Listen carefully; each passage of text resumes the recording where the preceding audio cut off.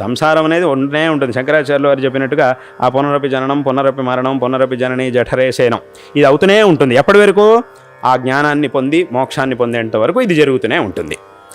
కాబట్టి ఆ జ్ఞానాన్ని పొంది మోక్షాన్ని పొందాలి అనంటే దానికి ఒక మార్గం కావాలి.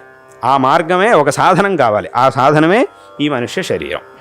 కాబట్టి ఒక వ్యక్తి ఒక జీవి మన నుంచి పుట్టినప్పుడు ఏమవుతుంది అనంటే ఆ జీవి చేసుకోవాల్సినటువంటి మోక్ష సాధనకి మనం ఒక మార్గాన్ని చూపించినటువంటి వాళ్ళం అవుతాం. ఇది దాని యొక్క ఉద్దేశ్యం. కాబట్టి మనం ఆ జీవికి కావాల్సినటువంటి ఆ జన్మించిన తర్వాత ఆ జీవిని చక్కగా మనం చూసుకొని మన సంతతిని చక్కగా మనం చూసుకొని వాళ్ళకి మంచి సంస్కారాన్ని ఇచ్చి వాళ్ళకి మంచి మార్గంలోని కనుక వాళ్ళని తీసుకొస్తే అప్పుడు మనం వాళ్ళకు ఒక మంచి జన్మని చూపించినటువంటి వాళ్ళం అవుతాం.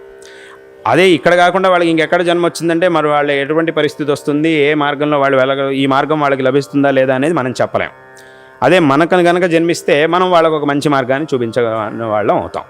కాబట్టి మీ మనస్సులో మీరు మంచి చేయాలనే మీరు అనుకున్నారు, కానీ చేస్తున్నటువంటిది మాత్రం తప్పవుతోంది.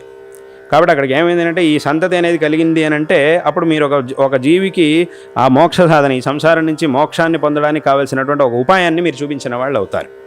అసలు దీని యొక్క ఉద్దేశ్యమే ఉండేది అది.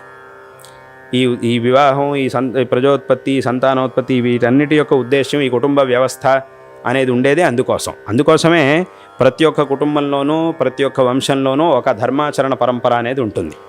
ఆయా ఒక దేవతారాధన, అలాగే మన ఇంటి దేవుడు అని అంటాం. ఒక్కొక్కళ్ళు మా ఇంటి దేవుడు ఈయన, మా ఇంటి దేవుడు వెంకటేశ్వర స్వామి, మా ఇంటి దేవుడు ఈశ్వరుడు, మా ఇంటి దేవుడు నరసింహస్వామి, అమ్మవారు, ఈయన రకరకాలుగా పూజిస్తూ ఉంటారు. అంటే వెనకటి కాలంలో ఏదో ఒక కాలంలో ఆ వంశంలో వచ్చినటువంటి పెద్దవాళ్ళు ఒక దేవతారాధనని ప్రారంభించారు. అదే అలా వరుసగా వస్తూ ఉన్నది. దాన్నే ఇంటి దేవుడు అని చెప్పి మనం ఆరాధిస్తూ ఉన్నాం.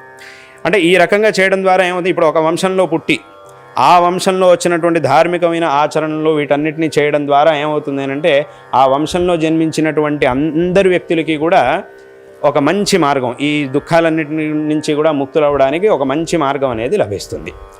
కాబట్టి అందుకోసమే ఈ పరంపర, ఈ కుటుంబ వ్యవస్థ అనేది వచ్చింది. అందుకోసం ఒక కుటుంబం అంటే ఇలా ఉండాలి, ఆ కుటుంబంలో ఉన్నటువంటి వ్యక్తులు ఫలానా సంస్కారంతో ఉండాలి, ఇటువంటి ఆచరణలను చెయ్యాలి అని చెప్పిందే అందుకోసం. ఈ కుటుంబ వ్యవస్థ అనేది వచ్చిందే అందుకోసం.